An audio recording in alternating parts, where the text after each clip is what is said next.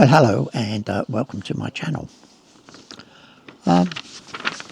Today I was sitting looking through some pictures on the computer, and I thought to myself,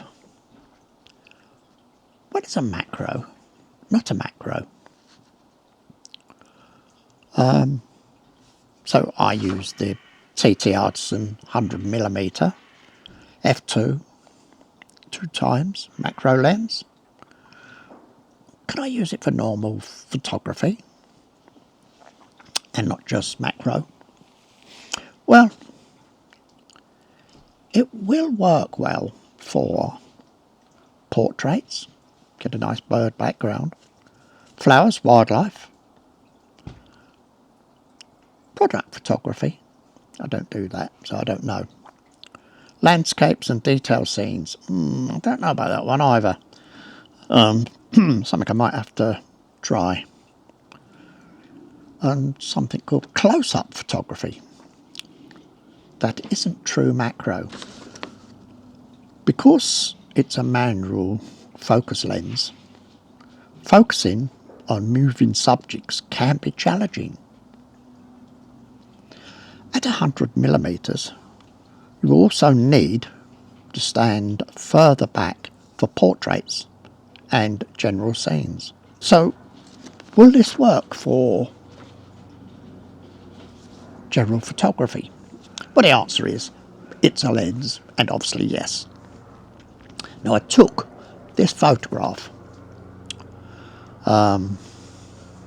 which you've probably seen the other day, which is definitely not a macro one, because it's showing the complete scene of the butterfly and the bramble blackberries in the scene. So that was what got me to thinking that should I use a 100mm macro lens for other things? Of course, the answer is yes. A lens is a lens. I've just said that. But a lens is a lens, and you can use it for what you like, really, can't you? I know some people are going to say, oh, well, you could only use this for this and that for that. But no, to me, it's like cameras, you know, the big debate, which is the best camera to have. Well, I'm not going down that rabbit hole. I've been down there once before, I believe. But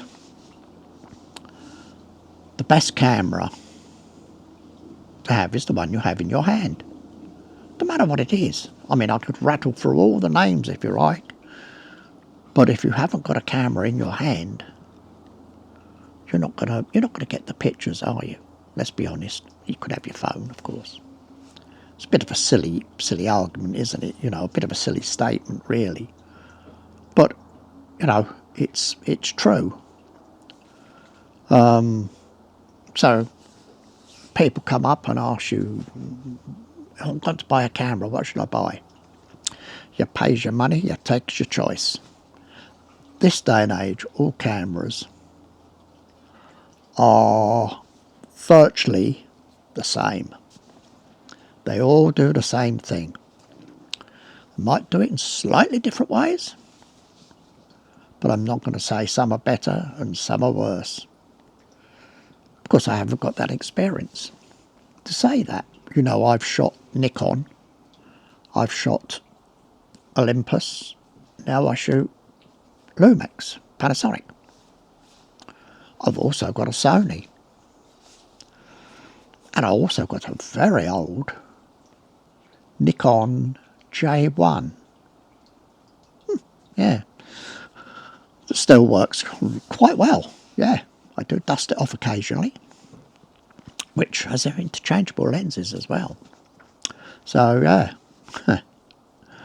but that was one of the very first cameras I got, I think. I can't remember why I did buy that one. I think it was one of the first ones I had. I think with interchangeable lens, put it that way. And then I went down the Nikon rabbit hole I didn't have full frame. I had crop sensor Nikons. But yeah, oh, there we go. Anyway, I've got off subject a little bit, as I always do. But all is it relevant to the can you take pictures with macro lenses? And yes, you can, obviously. So yeah, and that's a couple of pictures, 2 or 3 pictures I'll show that I've taken with this lens. And maybe I'll dig through and have a look through my Olympus, my Olympus catalogue of the 60mm macro lens, which was a really cracking lens. I do like that lens, I really did. Some part of me wishes that I'd have kept the 60mm lens and then bought a cheap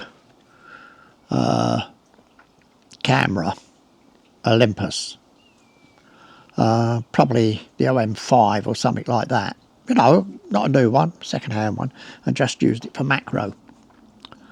Yeah, that's the only that is the only regret I have about selling all the Olympus stuff, was actually selling that lens, and I wish I hadn't. But never mind, there we go. Water under the bridge, gone. So yeah, so there you go. So I don't know what you think about that. What is your take on it? Comment below. Let's get a bit of a friendly banter going, shall we? Comment below and let us know what you think. So yeah, there we go. Thanks for watching, and I'll see you on the next one. Bye for now.